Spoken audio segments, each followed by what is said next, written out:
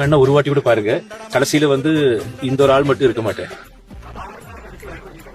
அது எப்படினாலும் இந்த ஃபைட் எல்லாம் முடிஞ்சு எப்படி வருது பார்த்து தான் எடுக்க முடியும். இன்னும் 2 days இருக்கு சொன்னாங்க. Correct Deepavali time. കൂടുതൽ വിശദീകരിച്ച് നാറാൻ സത്യം വിശ്വസിക്കാൻ പറ്റുന്നവർക്ക് വിശ്വസിക്കാം. വിശ്വസിക്കാൻ സ്വല്പം ബുദ്ധിമുട്ടേ ഉണ്ട്.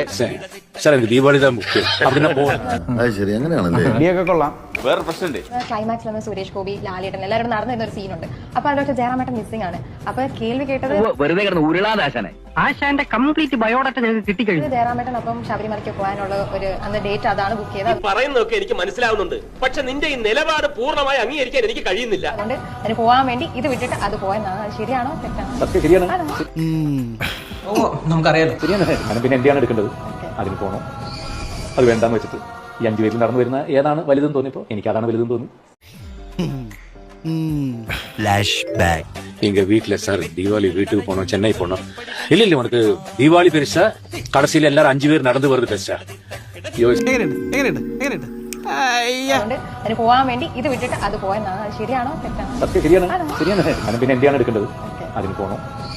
അത് വേണ്ടാന്ന് വെച്ചിട്ട് ഈ 5 പേരിൽ നടന്നു വരുന്ന ഏതാണ് വലുതെന്ന് തോന്നിയപ്പോ എനിക്ക് അതാണ് വലുതെന്ന് തോന്നി. എങ്ങനെ ഇരിക്കുന്നു? കണ്ടു കാണുമെന്തോ.